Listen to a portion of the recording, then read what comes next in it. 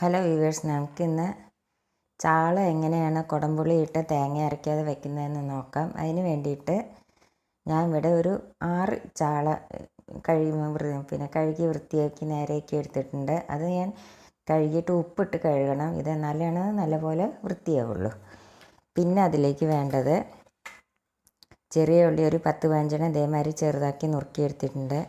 പിന്നെ ഒരു പച്ചമുളക് എടുത്തിട്ടുണ്ട്. 2 പച്ചമുളക് ചെറുതാക്കി നുറുക്കിയെടുത്തിട്ടുണ്ട്. പിന്നെ ഇഞ്ചി ചെറിയൊരു കഷ്ണം, പിന്നെ വെളുത്തുള്ളി ഒരു 3-4 അല്ലി എടുത്തിട്ടുണ്ട്. പിന്നെ ഒരു തക്കാളി എടുത്തിട്ടുണ്ട്. പിന്നെ മല്ലിപ്പൊടി ഒരു ടേബിൾ സ്പൂൺ എടുത്തിട്ടുണ്ട്. പിന്നെ മഞ്ഞൾപ്പൊടി ഒരു 1/4 സ്പൂണ്, മുളക് പൊടി ഒരു ടേബിൾ സ്പൂൺ എടുത്തിട്ടുണ്ട്. പിന്നെ കാശ്മീരി മുളക് പൊടി എടുത്തിട്ടുണ്ട്. പിന്നെ കുറച്ച് ഉപ്പ് വേണം, ഉപ്പ് ഞാൻ ഇതിൽ ഇട്ടിട്ടില്ല. പിന്നെ കുറച്ച് കരിവേപ്പിൻ്റെ ഇല വേണം. പിന്നെ കുടംപുളി ഞാൻ ചൂടുവെള്ളത്തിൽ ഇട്ട് വെച്ചതാണിത്. ചൂടുവെള്ളത്തിൽ ഇട്ട് വെച്ചാലേ അതിൻ്റെ പുളി ശരിക്കും ഇങ്ങോട്ട് കിട്ടുള്ളൂ. പിന്നെ കരിവേപ്പിൻ്റെ ഇല വേണം. ഇത്ര സാധനമാണ് വേണ്ടത്. ഇനി നമുക്കത് എങ്ങനെയാണ് ഉണ്ടാക്കുന്നത് നോക്കാം. അതിന് മുമ്പ് നിങ്ങൾക്ക് എൻ്റെ വീഡിയോ ഇഷ്ടപ്പെടുകയാണെങ്കിൽ ലൈക്ക് ചെയ്യാനും ഷെയർ ചെയ്യാനും സബ്സ്ക്രൈബ് ചെയ്യാത്തവർ സബ്സ്ക്രൈബ് ചെയ്യാനും കമൻറ്റ് ചെയ്യാനും മറക്കരുത്. ഇനി നമുക്കത് എങ്ങനെയാണ് ഉണ്ടാക്കുന്നത് നോക്കാം. ഒരു ചട്ടി അടുപ്പത്ത് വെച്ച് അതിലേക്ക് നമുക്ക് ചട്ടി ഒന്ന് ചൂടാവട്ടെ. ഇനി നമുക്കത് എങ്ങനെയാണ് ഉണ്ടാക്കുന്നത് നോക്കാം. ഒരു മൺചട്ടി അടുപ്പത്ത് വെച്ച് മത്സ്യം എപ്പോഴും മൺചട്ടിയിൽ വെക്കുകയാണ് നല്ലത്. ഇനി നമുക്കതിലേക്ക് കുറച്ച് വെളിച്ചെണ്ണ ഒഴിച്ചു കൊടുക്കാം. ഒരു 3-4 സ്പൂൺ വെളിച്ചെണ്ണ ഒഴിച്ചു കൊടുക്കാം. അതിലേക്ക് നമുക്ക് ഈ ഉലുവ ഇട്ട് കൊടുക്കാം. ഒരു സ്പൂൺ ഉലുവ ഇട്ടിട്ടുണ്ട്. അത് ഞാൻ ഇൻഗ്രീഡിയൻസ് പറയുമ്പോൾ പറയാൻ വിട്ടുപോയതാണ്. ഈ ഉലുവയൊന്ന് പൊട്ടട്ടെ. ഇനി ഇതിലേക്ക് ഉലുവ പൊട്ടിയതിലേക്ക് നമുക്ക് ഇഞ്ചിയും വെളുത്തുള്ളിയും പച്ചമുളകും കൂടി ഇട്ട് കൊടുക്കാം. അതിലേക്ക് നമുക്ക് 2 കരിവേപ്പിൻ്റെ ഇല ഇട്ട് കൊടുക്കാം. ഇതൊന്ന് വഴറ്റട്ടെ.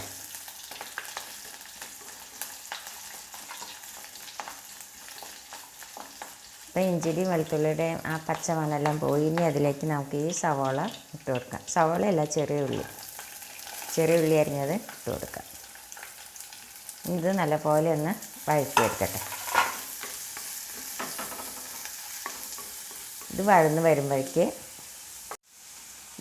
വരുമ്പോഴേക്ക് നമുക്ക് ഈ മൺചട്ടിയിലല്ലേ ഉണ്ടാക്കണത്. അപ്പോൾ പെട്ടെന്ന് ചൂട് അധികമേ ഉള്ളൂ. അപ്പോൾ അതിനെന്ത് ചെയ്യണം, നമ്മൾ ഈ പൊടികളെല്ലാം കൂടിയിട്ട് കുറച്ച് വെള്ളം ഒഴിച്ചിട്ട് ഒന്ന് പേസ്റ്റ് മാതിരി ആക്കിയെടുക്കാം.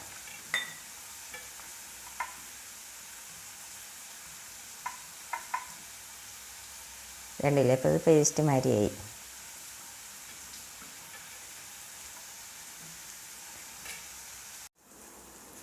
അപ്പം നമ്മുടെ ഉള്ളി നല്ലപോലെ വഴന്ന് കഴിഞ്ഞു. ഇത് ഞാൻ വേഗം വഴന്ന് കിട്ടാനായിട്ട് കുറച്ച് ഉപ്പിട്ട് കൊടുത്തിരുന്നു.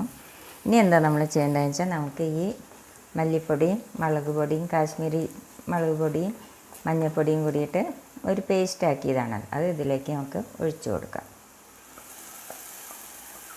തീ സിമ്മിലാക്കി വെക്കണം, കാരണം ചട്ടിയല്ലേ, പെട്ടെന്ന് നല്ല ചൂടാവും. ഇതൊന്ന് നമുക്കൊന്ന് വഴറ്റാം. ഇത് നല്ലപോലെ വഴറ്റി കഴിഞ്ഞു. ഇനി ഇതിലേക്ക് നമുക്ക് ഈ തക്കാളി നിങ്ങൾക്ക് ഇഷ്ടമാണെങ്കിൽ മാത്രം ഇട്ടാൽ മതി. തക്കാളിയുടെ എനിക്കിഷ്ടമാണ്, അത് കാരണമാണ് ഇടുന്നത്.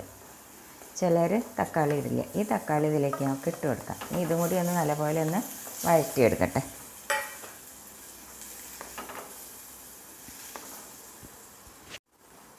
അപ്പോൾ തക്കാളി നല്ലപോലെ വഴന്ന് കഴിഞ്ഞു. ഇനി എന്താ നമ്മൾ ചെയ്യേണ്ടതെന്ന് വെച്ചാൽ ഇതിലേക്ക് നമുക്ക് ഈ കുടംപുളി നമ്മൾ വെള്ളത്തിലിട്ട് വെച്ചില്ലേ, 2 കുടംപുളിയുടെ ഇതിങ്ങനെ നുറുക്കി ഇതേമാതിരി ആക്കി ഇട്ട് വെച്ചിട്ടുണ്ട്. ഇനി ഇത് നമുക്കിതിലേക്ക് ഒഴിച്ചു കൊടുക്കാം. കുറച്ച് വെള്ളം കൂടി ഒഴിച്ചു കൊടുക്കാം.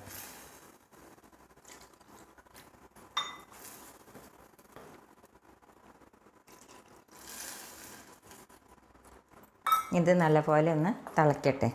അപ്പോഴേക്കും ഞാൻ ഈ മീൻ ഞാൻ ഇതിനെ ഒരു മീനിനെ 2 കഷ്ണമാക്കിയിട്ട് ഇതേമാതിരി നുറുക്കിയെടുത്തിട്ടുണ്ട്. ഇനി ഇതിലേക്ക് നമുക്ക് കുറച്ചും കൂടി ഉപ്പ് ഇട്ട് കൊടുക്കാം. ഇത് നല്ലപോലെ ഒന്ന് തിളയ്ക്കട്ടെ ഒന്ന്. അപ്പോൾ കുടംപുളി ഇട്ടിട്ട് നല്ലപോലെ തിളച്ച് കഴിഞ്ഞ് ഇനി ഇതിലേക്ക് നമുക്ക് ഈ മീൻ ഇട്ട് കൊടുക്കാം.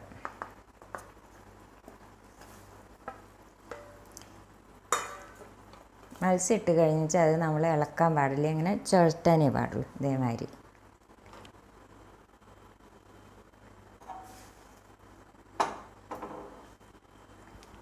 ഇനി നമുക്കിതൊന്ന് അടച്ച് വയ്ക്കാം, ഇതൊന്ന് വേവട്ടെ.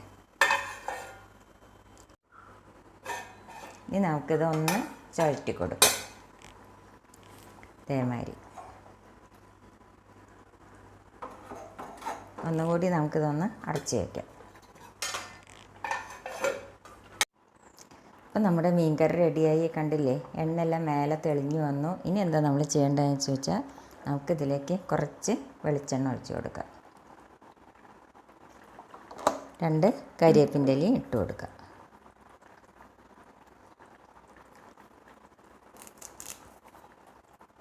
ഇനി നമുക്കിതൊന്ന് അടച്ച് വയ്ക്കാം. ഗ്യാസ് ഓഫ് ചെയ്യാം. ഇത് മൺചട്ടിയല്ലേ, അപ്പോൾ ഇരുന്നിട്ട് ഒന്നും കൂടി കുറുകും. അപ്പം നമ്മുടെ മീൻകറി റെഡിയായി.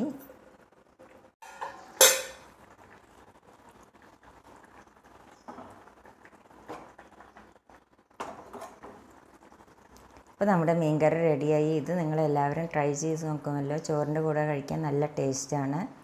Thank you.